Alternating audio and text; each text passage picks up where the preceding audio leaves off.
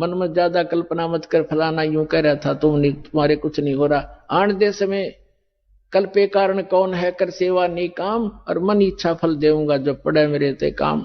फिर परमात्मा कहते हैं धीरे धीरे रे मना धीरे सब कुछ हो, और माली सींचे 100 गुणा समय आए फल हो। अब आपने आम का बीज बोया है, जैसे पौधा बोते हैं, सैकड़ों घड़े उसमें पानी की सिंचाई होती है, और उसको परिपक्व होने दो। परिपक्व होने के बाद फिर देखना कितना लदपद होगा फलों से, आप भी खा लोगे, पड़ोसी भी खा लेंगे, रिश्तेदार भी ले जाएंगे, तो भी खत्म नहीं होगा। तो ये भक्ति, यथार्थ भक्ति रूपी पौधा आज आपने लगाया है, इसको कुछ समय दो और फिर देखना कितने सुख देगा ये कबीर भगवान आपको। बोलो सतगुरुदेव।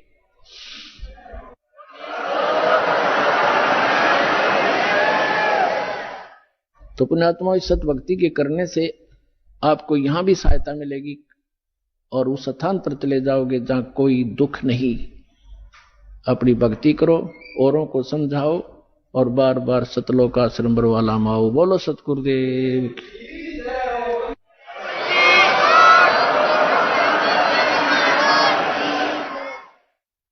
जैसे मन में बहुत सी बातें आती हैं। एक बार धर्मदास जी ने कहा, प्रभु हे भगवान, आप कहते हो कि श्री कृष्ण परमात्मा नहीं है, समर्थ नहीं है।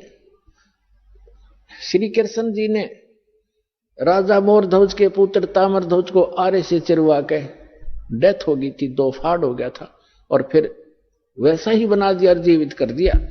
तो कैसे माने कि इनमें ये भगवान नहीं है, सर्वशक्तिमान नहीं है। परमात्मा कबीर जी ने कहा कि मैंने ये कभी नहीं कहा कि ये भगवान नहीं है, मैंने ये अवश्य कहा ये सर्वशक्तिमान नहीं है। भगवान का मतलब मैंने ये कभी नहीं कहा कि ये स्वामी नहीं है, ये प्रभु नहीं है, लेकिन ये सर्वशक्तिमान नहीं है। इतना अवश्य कहा कि सर्वशक्तिमान नहीं है। जैसे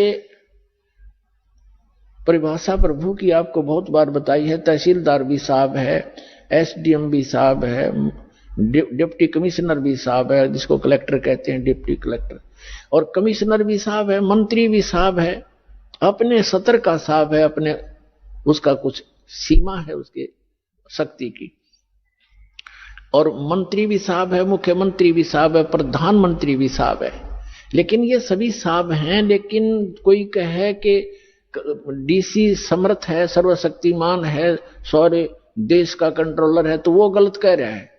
अब जितना वो साहब है, जैसे कोई एक मंत्री को और प्रधानमंत्री बताता है राज्य के मंत्री को, तो वो उस प्रोसीजर से वो परिचित नहीं है। इसलिए एक मंत्री भी अपने सत्र का लाभ दे देता है, लेकिन जो प्रधानमंत्री लाभ देगा वो ना मुख्यमंत्री दे सकता।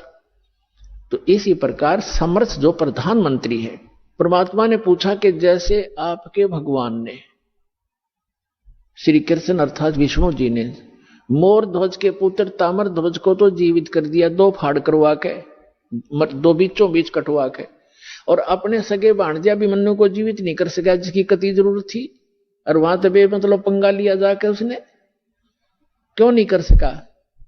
पांडवों का कुलनाश हुआ था, श्री कृष्ण रोए था, उसकी बहन रोए थी, 5 पांडव रोए थे, उसको क्यों नहीं जीवित कराया जब 18 वर्ष की आयु में मर गया था। यहां धर्मदास चुप हो गया। तब कहा, भगवान हम तो तुच्छ बुद्धि जीव हैं, हमारी बुद्धि का सतर तो इतना ही है बस, अब आप बताओ भगवान क्यों नहीं कर सका। तब परमात्मा ने बताया कि जब तक संस्कार जिसके हैं, अब उस ताम्र ध्वज की आयु शेष थी, और इस शरीर को एक आम सिद्ध पुरुष भी तोड़ कर काट कर फिर दोबारा जीवित कर सकता है। श्री कृष्ण तो उनसे कुछ 21 ही है, लेकिन आयु नहीं बढ़ा सकते ये भगवान। इसलिए अभिमन्यु की आयु 18 ही वर्ष की थी, उसी दिन मृत्यु होना, तो उसके आगे शेष उसकी उम्र मनुष्य की नहीं थी। इस कारण से श्री कृष्ण उसको जीवित नहीं कर सके। तब धर्मदास को संतुष्टि हुई।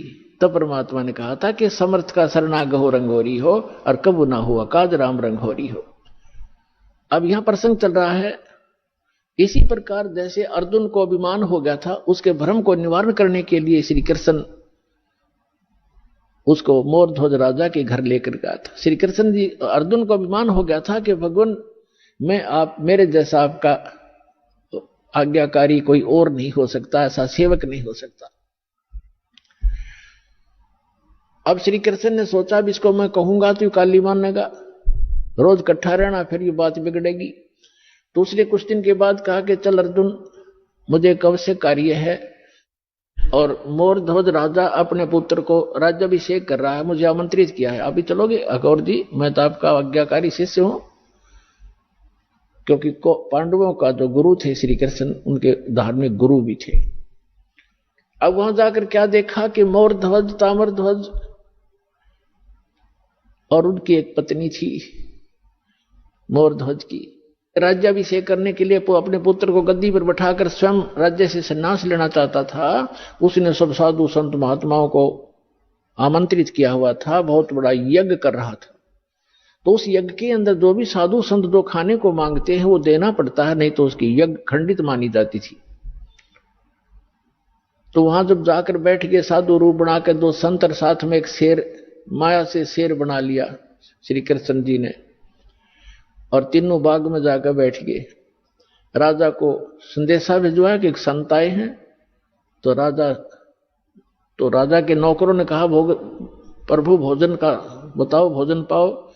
तो श्री साधु रूप में श्री कृष्ण जी ने कहा कि राजा यहां आए, स्वयं आमंत्रित करे, तब हम भोजन करेंगे।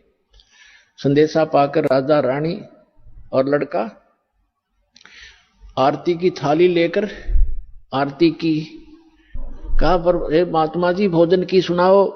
तब श्री कृष्ण जी ने कहा कि पहले हमारे शेर का आहार कराओ, फिर हम पीछे भोजन खाते हैं।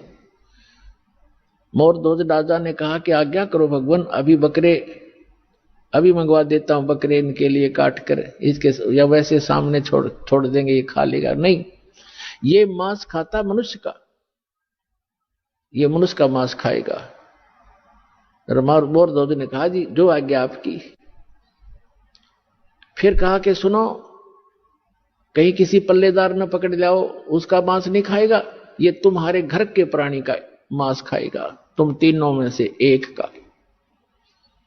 और उसकी विधि ऐसे है, उसको आरे से चीरना है, और चीरते समय आंखों में आंसू आ गए तो ये मांस शेर नहीं खाएगा, तुम्हारा यज्ञ खंड हो जाएगा। अब मोर ध्वज ने कहा कि जो आज्ञा भगवान आपकी। तो कहा कि ठीक है। जब मोर ध्वज ने कहा कि मैं फ्री हो चुका हूं, लड़का युवा हो गया है, बेटा तो राज संभालना, अपनी मां की सेवा करना, और मेरा काम पूरा हुआ और मैं महात्मा के शेर का आहार बनूंगा। रानी ने कहा कि देखो बात सुनो, आप मेरे पति हो, और पति भरता पत्नी से पहले पति की मृत्यु होना कलंक होता है, मैं आपसे पहले मरूंगी, आप मुझे आहार बनने दो। और उसने ये कह दिया था संत रूप में विराजमान श्री कृष्ण जी ने कि आज जो इस मेरे शेर का आहार बनेगा वो सीधा स्वर्ग जाएगा। तो उनकी होड़ लाएगी, कैसा बढ़िया दाव, शरीर तो ये जाना ही जाना है, और आज दाव लगे। तो रानी ने सोचा कि राजा ला गया नंबर, ये तो हाथों हाथ स्वर्ग मिलने लग रहा, ये तो हाथों हाथ स्वर्ग मिल रहा है, इससे गोल्डन चांस क्या होगा हे भगवान। क्योंकि पहले संतों के वचनों पर विश्वास किया करते थे, ये तब नकली संतों ने खो दिया, अविश्वास हो गया जनता में। उस समय ये था कि जो संत बोलता है वो फाइनल होता है, इसलिए रानी ने पंजे गाड़ दिए, अग नहीं आप नहीं, मुझे काट दो, मुझे शेर का आहार कर दो। और मन में ये थी कि मुझे स्वर्ग मिलेगा, इससे बढ़िया चांस क्या होगा, और मैं क्या संभालूंगी, बाप यहां रहेगा तो इसको राजकाज में गाइड करता रहेगा, बच्चा दुखी ना होगा। इसलिए अब तीसरा नंबर था उसका। ताम्रध्वज ने सोचा कि अभी बात बिगड़गी, पर प्रथम था स्वर्ग प्राप्ति, और दूसरे मैंने माता पिता की सेवा क्या की है, इनको ये कट जाएंगे तो मेरा धर्म बिगड़ गया। इसलिए महात्मा से खड़े होकर कहा कि महात्मा जी इस दास को चीर दो, मुझे कटवा दो, मैं आपके शेर का आहार बनूंगा। माता पिता मैंने आपकी क्या सेवा की, मुझे पाप लगेगा। अब लास्ट में उन तीनों ने संत रूप में विराजमान श्री कृष्ण जी से कहा कि महात्मा जी आप ही फैसला कर दो हमारा, आप जिसको कहेंगे वही आपके हाजिर होगा। तो उसने क्या फैसला किया कि दोनों, तुम पति पत्नी इस अपने पुत्र को आरे से चीरो, यहां से चीरना शुरू करना और नीचे तक 2 भाग कर दो। फाइनल फैसला हो गया, नो ऑब्जेक्शन। आरा ले आई, जैसे लकड़ी चीरने का होता, दोनों तरफ से पकड़ के ऐसे चीरते हैं। लड़का बैठा लिया नवा धोआ के, और ये कंडीशन थी कि आंखों में आंसू नहीं आने चाहिए। अब फिर जब वो चीरने लगे ना, बीचों बीच चीरना प्रारंभ कर दिया था, और चीरने में एक उठा लकड़ था, 5-4 मारे आर पार हो जाना था वो। तो उस समय श्री कृष्ण जी यानी महात्मा रूप में विराजमान ने कहा कि ऐसा करना, ये दाया जो हिस्सा है राइट साइड ही शेर खाएगा, बाएं को एक तरफ फेंक देना। तो अब लड़के की आंखों में आंसू आ गए, ताम्रध्वज की आंखों में आंसू आ गए, आंसू आ गए। और माता पिता ने जल्दी में चीर दिया, ज्यादा देर नहीं देखा जाएगा लड़का। यूं कहते ही वो आधा हिस्सा 2 भाग हो गया था। तो फिर श्री कृष्ण ने कहा कि भाई ये हमारा काम नहीं, इसकी आंखों में आंसू आ गया, इसका मोह ममता रहेगी कोई, ये रो रहा है लड़का। तो उस अभी तड़फ रहे शरीर से आवाज आई कि हे अंतर्यामी, आप तो महात्मा हो, अंतर्यामी हो, मैं इसलिए नहीं रो रहा था कि मुझे कोई ममता है, मैं इसलिए रो रहा हूं कि मैं इतना, मेरा कोई लेफ्ट साइड का इतना गंदा होगा, मैं इतना पापी हूं कि मेरा पूरा शरीर भी आपके काम नहीं आ सका, इसलिए रो रहा हूं। तब खुश हो गए वो संत और खड़ा होकर के उसको आशीर्वाद दे दिया। बच्चा नो का नो जीवित हो गया। बोलो सतगुरुदेव।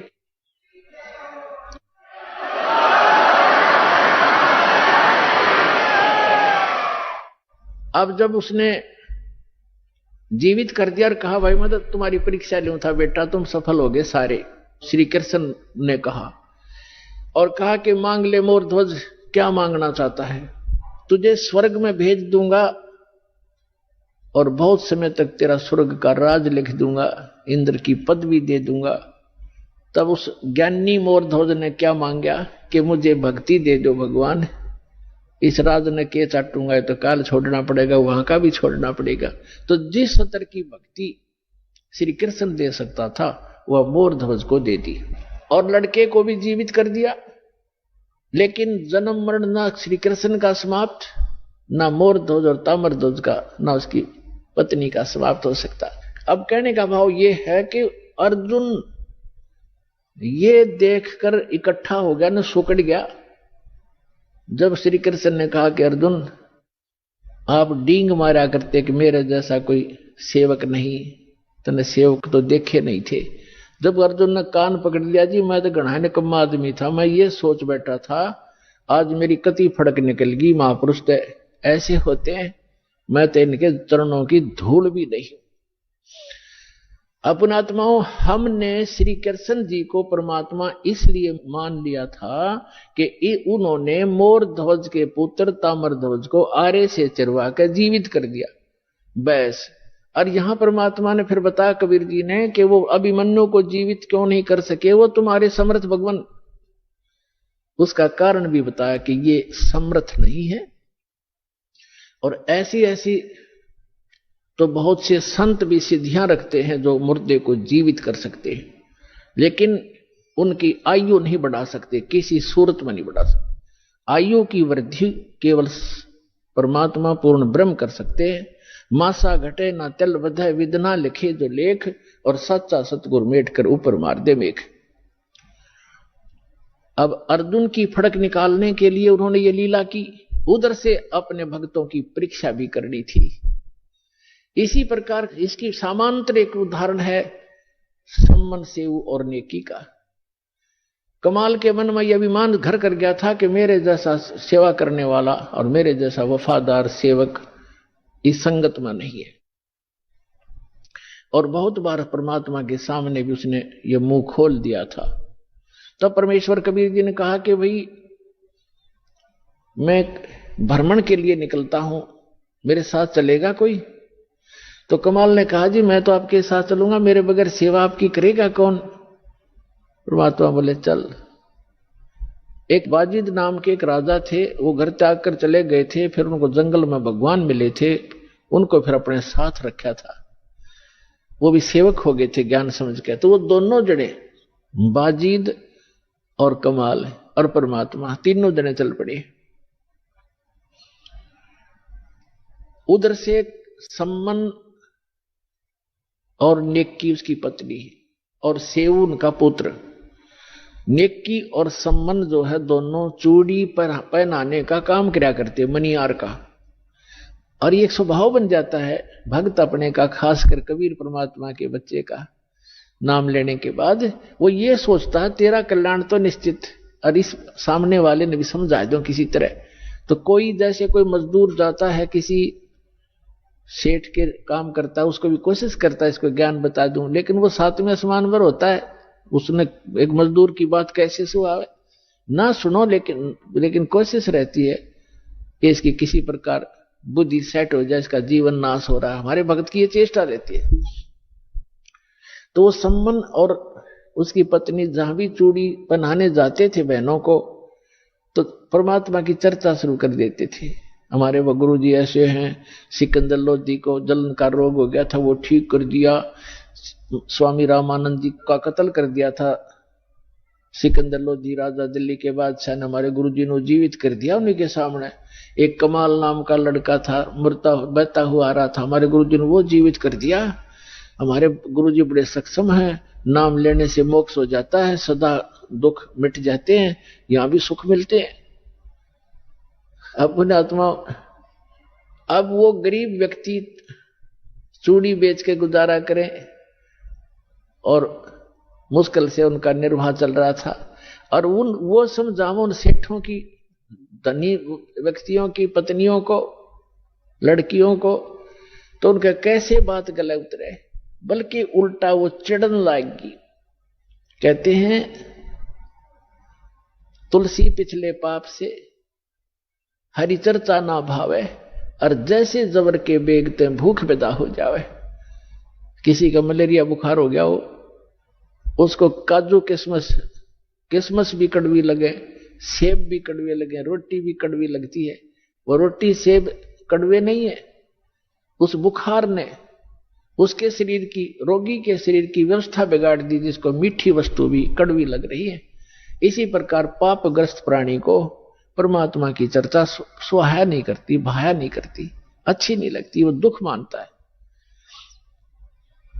अब वो कहा करती थी कि तुम्हें तो खाने को दाने नहीं, और तुम बताओ हम तुम्हारे गुरुजी इतने सक्षम है, फलान है, चुप रहो, अपना काम करो।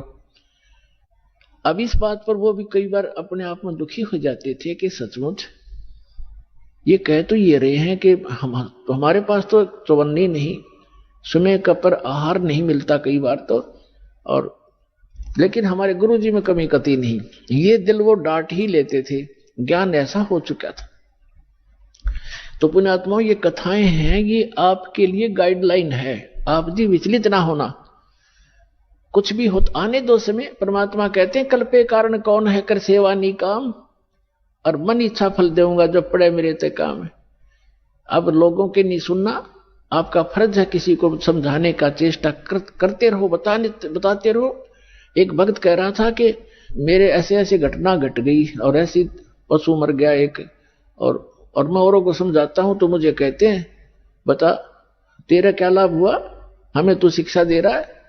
तो पुण्यात्मा, अध्यात्म ज्ञान धीरे धीरे समझ में आओगे आपके। संसार तो एक आम दंत कथाओं पर आधारित है, और जिन पूजाओं को वो करते हैं उनके बालक तक मर जाते, तब वो कभी चिंतित नहीं होते कि हम ये भक्ति क्यों कर रहे हैं, छोड़ क्यों नहीं देते। इसका कारण ये है, जैसे रोगी डॉक्टर दुर्घटनाग्रस्त हो गया और डॉक्टर के पास गया, डॉक्टर क्या करेगा, वो ये नहीं देखता जैसे उसका ब्लड निकल रहा है तो सबसे पहले वो ब्लड रोकेगा। अगर ब्लड सारा निकल गया तो मृत्यु को प्राप्त हो जाएगा। अगर टांग टूट रही है, पीड़ा हो रही है, उसको नहीं छेड़ेगा, पहले सबसे पहले वो ब्लड रोकेगा उसका, ताकि ये रुक जाए और ये इसका जीवन रक्षा हो। और वो कह रहा है रोगी खाए मर गया, टांग बहुत पीड़ा कर रही है, वो करती रहे, उसकी परवाह नहीं करेगा, पहले उसका जीवन रक्षा करेगा, वो ऑपरेशन करेगा जहां से ब्लड निकल रहा है। अब रोगी रो रहा कि मेरी टांग टूटी पड़ी है, मुझे बहुत दुख हो रहा, तो कोई बात नहीं, क्या उस डॉक्टर से वो छिपा थोड़ा ही है, उसका नंबर आएगा तब उसको ठीक करेगा। तो इसी प्रकार आपने नाम ले लिया और आपका कोई भयंकर दुख आना था, भयंकर दुख आना था जिससे आपकी जीवन जाना था, तो आपके उस नाम की भक्ति से और आपके किए हुए दान पुण्य से पहले परमात्मा आपकी जीवन रक्षा करेगा, एक्सटेंड करेगा। थोड़ा बहुत घर में हानि हो भी गई उसको फिर पूरा कर देगा, क्या देर लगे। तो इस प्रकार आप जी ने परमात्मा के इस अध्यात्म ज्ञान को समझकर इस सफर पर तब चल सकोगे। समाज तो अपने सतर का ज्ञान रखता ही है, उसको उतना ही ज्ञान है, आप चिंतित मत होना, लगे रहना। तो इसी आधार से वो सुनते भी रहते थे, फिर परमात्मा के ज्ञान से दृढ़ रहते थे, फिर भी कहीं ना कहीं जो एक बार नहीं 2 बार सुनाने से चिढ़ जाता था उसको छोड़कर अन्य को वो सुनाते थे, अपना काम जारी रखा। अब उधर से क्या हुआ, एक दिन अपने आंगन में बैठकर, गर्मियों का मौसम था, शाम के समय अपना बैठे थे तीनों, पिता पुत्र पत्नी उसकी, और वो लड़का जब बच्चों में जाता था वो भी यही चर्चा करता था कि हमारे गुरुजी के सिकंदर लोधी दिल्ली के बाद सभी राजा हो गए, शेष हो गए, वीर सिंह बघेल काशी नरेश हमारे गुरुजी का शेष है, बिजली खां पठान मगर नरेश हमारे गुरुजी का शेष है, ऐसे ऐसे सुख देते हैं, ऐसे ऐसे सुख देते हैं। बच्चे भी बताया करते हैं अन्य बच्चों में बैठकर हमारे बच्चे, तो बच्चे उसको चढ़ाते थे सम्मान, उसको सेव को, कि तुम्हारे गुरुजी तो लालची हैं, वो तो राजाओं के घर जाते हैं, और तुम्हारे घर ना आए कभी भी क्योंकि तुम गरीब हो, तुम्हारे घर क्यों आएंगे। तो वो बच्चा इस बात से दुखी हो जाता था। अपनी माँ से एक दिन कह रहा था, दोनों पिता पुत्र वहीं बैठे थे, उनकी माँ भी बैठी थी बच्चे की, तो लड़का कहने लगा, पिताजी गुरुजी कभी अपने घर भी आएंगे। तब नेकी ने कहा, बेटा अपने घर तो वो रहते ही है, हम भगवान से जुड़ गए हैं तो हमारे साथ है परमात्मा, हमें दिखाई नहीं देते। ये तो ठीक है माताजी, लेकिन एक बार गुरुजी अपने घर आ जाए ना, बस फिर तो जो मेरे को ऐसे ऐसे गली के बच्चे कहते हैं उनका मुंह बंद हो जाए, फिर मैं बता दूं हमारे गुरुजी लालची नहीं है। तो कहने लगी, बेटा भगतों ने संसार की नहीं सुननी चाहिए, अपने गुरुजी के ज्ञान को आधार बनाकर जीना चाहिए। कहने तो उन बच्चे बालक हैं, उनको पता नहीं है, हमारे गुरुजी लालची थोड़े हैं, उनकी दृष्टि में तो सभी एक जैसे। फिर भी बालक है, आंखों में आंसू भर के कहता है, एक बार गुरुजी आ जाए ना, बस फिर तो मैं उनको कह दूंगा, देखा ना हमारे गुरुजी ऐसे नहीं है। अब परमात्मा कहते हैं कि मेरे भगत की टेंशन मेरे से देखी नहीं जाती। अब उधर से वो चली पड़े थे, उधर से वो कह रहे थे, इतने में सामने आके दरवाजा बाहर की तरफ खड़े हो गए गेट पे, और आवाज लगाई, रे सम्मन। नेकी कहने लगी, गुरुजी का आवाज नजर आती है। सम्मन कहने लगा, गुरुजी कहाँ आएंगे इतनी दूर, हम उनको, उनके पास समय कहाँ है, लाखों से उनके कहाँ जाएंगे, आपको वैसे धोखा लगा। इतने में फिर आवाज लगाई, रे सम्मन है घर पे। नेकी कहने लगी, आवाज तो गुरुजी की है, देखा बाहर से आए, बाहर के गेट के सामने झोपड़ी बाहर की एक वैसे बना रखी थी, कच्ची थोड़ा सा गेट सा बना रखा था डंडों का लकड़ी का। तो देखा तीनों ने सचमुच भगवान खड़े, 3 जने खड़े, भाग्य आए नंगे पैरों और खड़े खड़े देख रहे हैं, जैसे स्तब्ध हो गए हो। उनको विश्वास नहीं हो रहा हो कि हम क्या देख रहे हैं आज हमारे इस घर पे, गरीब के घर पे, और परमात्मा आगे। उनकी श्रद्धा थी न्यारी। तब कमाल ने कहा कि गुरुजी को ऐसे खड़ा रखोगे, अंदर भी ले चलोगे, बहुत दूर से चल कर आए हैं। तब वो एकदम सपना सा टूटा, चरणों में दंडोत प्रणाम किया और बैठा दिए झोपड़ी में, थोड़े जैसे भी कपड़े थे फटे पुराने बिछाकर। अब सम्मन गुरुजी के उन भक्तों के पास बैठ गया, चर्चा चलते रहे। फिर पूछा, कुछ देर के बाद पूछा, भगवान खाने का सुनाओ, अभी खाओगे या कुछ ठहर के। तो परमात्मा ने कहा कि भाई भूख तो लगी है बच्चा, पैदल चल कर आए हैं, भूख लगी है, व्यवस्था कर लो। सम्मन अपनी पत्नी के पास पीछे झोपड़ी में आया, बीच में आंगन था, पीछे रहने की एक झोपड़ी थी। उसमें आकर कहा कि भोजन बनाओ गुरुजी के लिए, संतों के लिए। नेकी ने कहा कि आज हमारे घर पर आटा 100 ग्राम भी आटा नहीं है। समन ने कहा कि ला तेरा ये तेरा चीर जो बहनें रखती हैं अलग से कपड़ा, वायल, चूंदड़ी, कहने लगी ला तेरा ये चीर दे दे कपड़ा, इसको गिरवे रखाऊंगा और कुछ आटा ले आता हूं। तब उसने कहा नेकी ने कि मैं जहां मुझे मिलने की आशा थी उन घरों में मैं मांग आई, और ये मैंने प्रार्थना भी कर दी उनसे कि मेरा ये कपड़ा एक ही है, इसको रख लो, कुछ आटा उधारा दे दो, फिर अपना चीर ले जाऊंगी और आटा दे जाऊंगी। तो उन्होंने कहा कि ये फटा हुआ है एक स्थान से, इस कारण से किसी ने इसके बदले में आटा भी नहीं दिया। अब कलेजा पकड़ कर बैठ गया समन, हे भगवान, पहली बार तो गुरुजी आए, मैं कैसा नीच हूं, कैसा दुर्भाग्य हूं। ज्ञान से पता ही उसको लग गया था कि जिसने पूर्व जन्म में पुण्य नहीं कर रखे, पुण्य किए हुए जो दान नहीं कर रखा, दान करने वाले को ही धन मिला हुआ होता है। आज जो दान कर रहे हैं उनको आगे धन ही मिलता है। तो वो इस बात से बड़ा चिंतित था, मैं कितना नीच रहा हूं, पिछले जन्म में दान किया नहीं, अब दान योग्य मेरे पास कुछ है नहीं, पिछले जन्म का ऐसा कर्महीन इंसान रहा हूं मैं, आज मैं अपने गुरुजी को भोजन नहीं करा सकता, संतों भूखे जाएंगे मेरे द्वार से। आंखों में आंसू आ गए बुरी तरह। तब नेकी ने कहा कि आप ऐसा करो, चिंता मत करो, कोई यत्न बनाओ, आप रात्रि में चोरी कर लाना और गुरुजी से कह दो भगवान सुबह भोजन कराएंगे। अंतर्यामी सब जान जाते हैं। तो समन ने कहा कि सुबह कहां से लाएंगे, सुबह की कैसे कहूं? तो नेकी ने कहा कि रात्रि में चोरी कर लाओ तुम। अब उसी समय सेऊ कहने लगे, अब लड़का रोज सुना करता माता पिता के मुख से बेटा भूखा रह जावे, पर चोरी नहीं करनी चाहिए। चोरी करने वाला व्यक्ति कभी भी सक्सेस नहीं होता, उसका नाश होया करता है, महाअपराधी व्यक्ति होता है। तो सेऊ कहने लगा कि माता, गुरुजी रोज सत्संग में सुनाते हैं चोरी नहीं करनी चाहिए, और आज मैं आपके मुख से सुन रहा हूं कि चोरी कर ले हम, इससे अच्छा तो हम मर जाएं, वो अच्छा है, भूखे मर जाएंगे, गुरुजी से हाथ जोड़ लेंगे। तब नेकी ने कहा बेटा बात सुन पुत्र, तेरी बात बिल्कुल सही है, चोरी करने वाले का नाश होता ही होता है, विनाश होता है।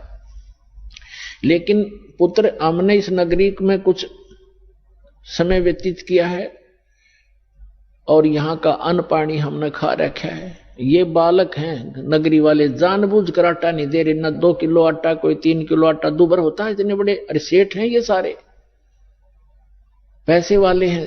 लेकिन आज ये क्या कह रहे हैं कि तुम रोज डींग मारा करते, बड़ाई करते थे, हमारे गुरुजी ये कर देते, हमारे गुरुजी ये कर देते, आज तुम्हारे गुरुजी पे घर भरवा लो तुम, आज तुम्हारे घर तुम मांगते क्यों फिरते हो, तुम्हें घर पे तुम्हारे घर भर देगा भगवान तुम्हारा। इस कारण से भी वो हमें कुछ भी सहयोग देने को तैयार नहीं बेटा। और जय परमात्मा यहां से निराहार चले गए, आग लग जाएगी इस नगरी में। अब तू सोच ले, या नगरी बचानी है या नहीं।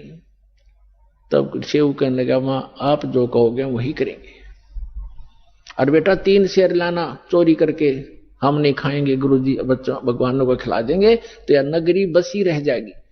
इनमें अभिमान छा गया, पैसे का, धन का, इनके अंदर अभिमान है जो इनको नाश कर देगा इनका। शाम को कह दिया भगवान सुबह वक्त से भोजन कराएंगे। समझ गए कि बेटा जल पिला दे 1 गिलास, पी का 1 गिलास जल, बैठ गए भोजन पर, लेटने वाले लेट गए। तो सुबह 12 बजे, 12:30 बजे से रात्रि के दोनों पिता पुत्र चोरी करने चले गए। एक लाला जी के घर में एक सेठ, पहले कच्ची ईंटों का मकान होते थे, छोटी ईंटें होती थी बिल्कुल छोटी, तो कच्ची ईंटों का वो मकान था, उसमें सुराख कर लिया, ऐसा अंदर प्रवेश कर जा, ऐसे घिसट गए। तो समन ने कहा कि बेटा तू बाहर रहना, मैं अंदर जाता हूं, और यदि लाला जी जाग जावे मैं आटा बांध के कपड़े में और बाहर फेंक दूंगा, तू लेके भाग जाना। तब सेऊ ने कहा, पिताजी अंदर मैं जाऊंगा, और यदि लालाजी सेठ उठ गए, जाग गए, तो मुझे पकड़ भी लेंगे, तो मैं बालक करके मुझे माफ कर देगा राजा, और नहीं, ये राजा चोरों को माफ नहीं करता, फांसी देता है। और पिताजी आप तो बड़े हो, आपको अक्षमा नहीं करेगा। तब सम्मन ने कहा, बेटा अगर तेरे को फांसी दे दी तो मैं क्या करूंगा, जी कर, मेरा कहाँ ठिकाना होगा। तब सेव ने कहा, नहीं पिताजी, ये मेरी अर्ज मानो, और मैं फिर भी बालक हूं, मुझे क्षमा हो जाएगी, मैं जाता हूं। यूं कहकर वो घुस गया। तब सम्मन ने कहा, बेटा 3 शेर से ज्यादा नहीं लाना। अब जो ही उसने अंदाजा सा आटा निकाला, अपने फटे पुराने कपड़े में बांधा, चलने लगा, तो एक तराजू रखी थी वह तखड़ी, उस पर पैर रख गया, आवाज होगी जोर से, लाला उठ गए, और चोर चोर करके जो ही सेव निकलने की चेष्टा कर रहा था, उसका पैर पकड़कर घसीट लिया वापस, और उसने आटा बाहर फेंक दिया। पिताजी आप ले जाओ, मुझे बनिए ने पकड़ दिया। अब वो आटा लेकर भाग गया। उधर से लाला जी ने उसको बांध दिया रस्सी से, थांब के खंबे के अंदर मकान के, और पूछा, कौन है तू, किसका है? उसने सच्ची बता दी, मैं ऐसे सम्मन मनियर का लड़का हूं, सेव मेरा नाम है। और कहा कि लाला जी इतना गुस्सा क्यों हो रहा, 3 शेर आटा लिया हमने, हमारे घर हमारे गुरुजी आए थे, उनको भोजन कराना अनिवार्य था, हमारे घर पर था नहीं, इतनी सी बात, हम चोर नहीं है। अच्छा, वो तुम्हारे गुरुजी आए हैं, ठीक है, अब समझ गया मैं, वो चोरी कराने आते हैं, वो इसीलिए आते तुमसे चोरी कराते हैं, और बात बनाते हो बड़ी बड़ी। अब सेव ने सोचा, या और बात बिगड़ गई, अब गुरुजी को और सजा दिवा होगा ये राजा से कहकर। अब व्यवस्था, उधर से आटा लेकर पहुंचा सम्मन, उसकी नेकी ने पूछा कि बेटा कहाँ है, कि वो तो बनिए ने पकड़ लिया।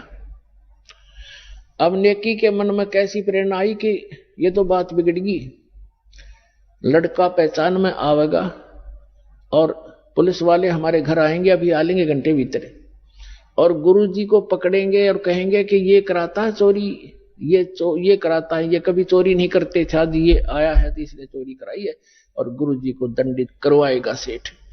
तो नेकी ने, जैसे उनकी बुद्धि ने काम किया कि आप जाओ, लड़के का सिर काट लो किसी प्रकार, बुला बुलू के, और बाहर सिर निकलवा लेना, और सेठ से कहना कि छोड़ना मत, रस्सा बांधे रख, 2 बात बतलानी है।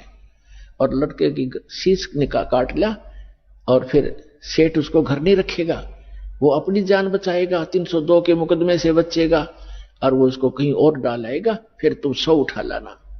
अब लेके इतना बड़ा छुरा और चल पड़ा, और जाके कहा कि सेऊ बेटा 2 बात करनी, कल तो आप शायद मारे जाओगे बेटा, और हम 2 बात बताना चाहता हूं तेरे कान में।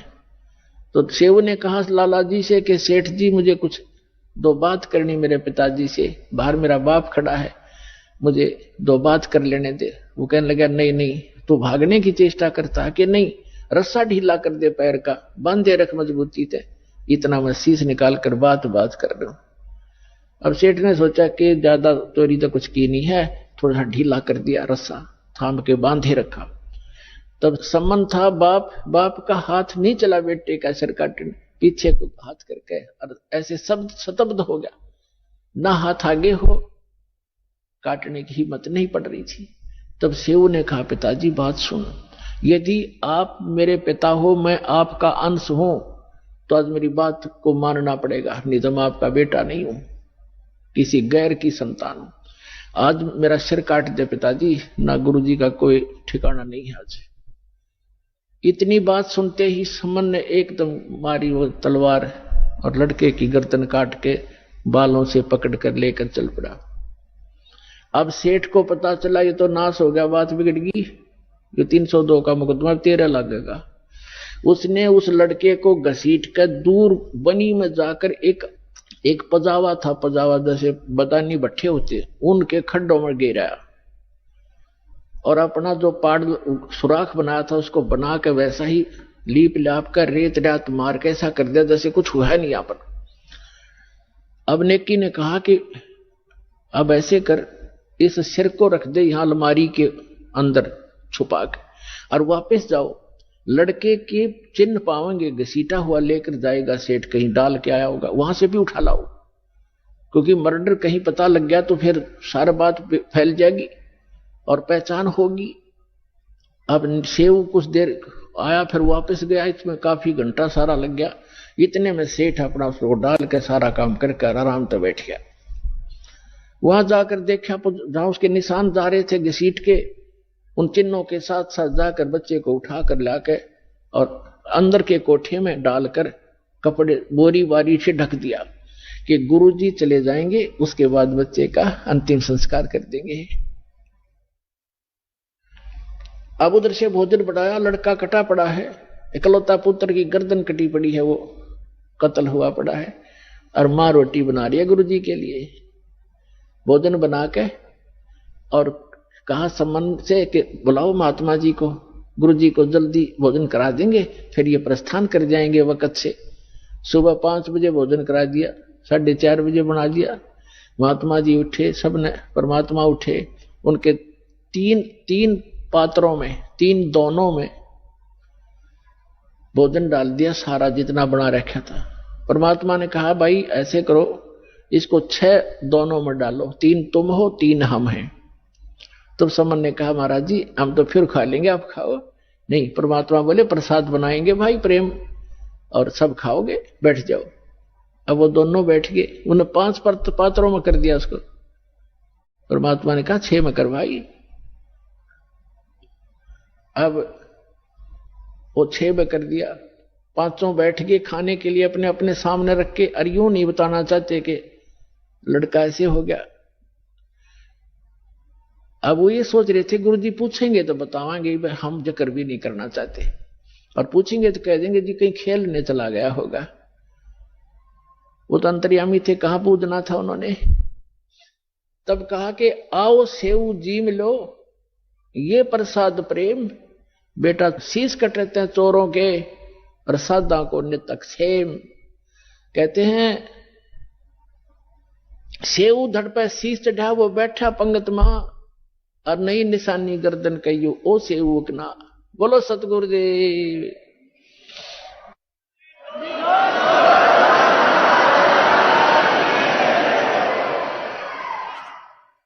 अब परमात्मा ने नु कहा था आओ सेऊ जी मिलो, ये प्रसाद प्रेम, और सिर कटते हैं चोरों के, बेटा संता के तो अक्षेम। संतों की तो शीश की रक्षा होती है, आ जाओ आप भोजन पाओ। कहते हैं सेऊ धड़ पर शीश चढ़ा, अपने आप शीश उठकर उस धड़ पर लगकर, और सेऊ भाग्या आया बाहर बैठ के, और भोजन पंगत में बैठ गया खाना खाने के लिए। और माता पिता ने निशान देखा कि निशान भी नहीं गर्दन का कहीं कटे हुआ, अंदर उठकर जाकर देखा वो शव नहीं, वो शीश नहीं, वहां रकत के कुछ धब्बे जरूर पड़े हैं। तो पुण्यात्माओं, यदि भगवान की ही आप तुलना करना चाहते हो, पहचान करना चाहते हो, श्री कृष्ण जी को आपने ताम्रध्वज के जीवित कर देने मात्र से उनको भगवान मान लिया, तो कबीर भगवान के ये लक्षण उसके समांतर समझना। और देखो अब जैसे कमाल था, उसका जीवन शेष नहीं था, और परमात्मा ने उसकी एक्सटेंशन आयु कर दी।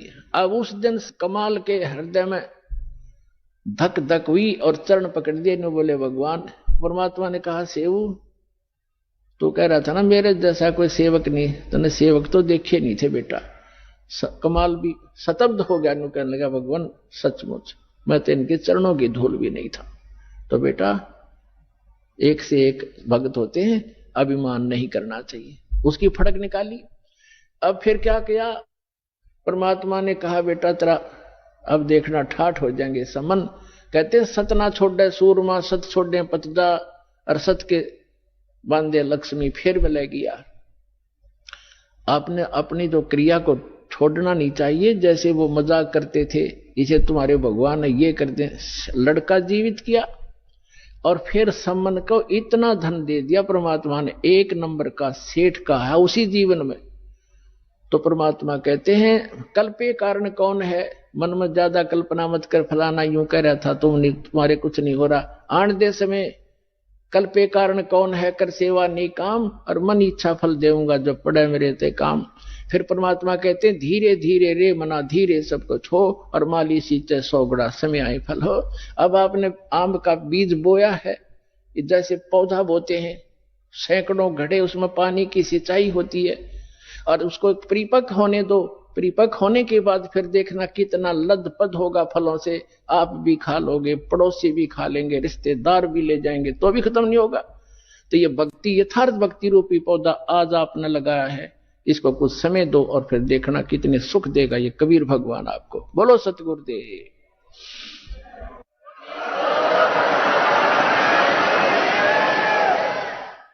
तो पुण्यात्मा, इस सत भक्ति के करने से आपको यहां भी सहायता मिलेगी और उस स्थान पर चले जाओगे जहां कोई दुख नहीं।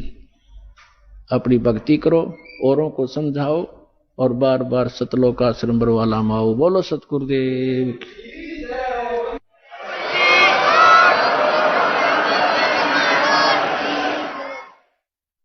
भाई जो गुरु वचन पे डट गे रकट गे फंद 84 के, कट गे फंद 84 के, रकट गे फंद 84 के। भाई जो गुरु वचन पे डट गे रकट गे फंद 84 के। वस्तु मिली ठोर की ठोर, मिट गई मन पापी की दो।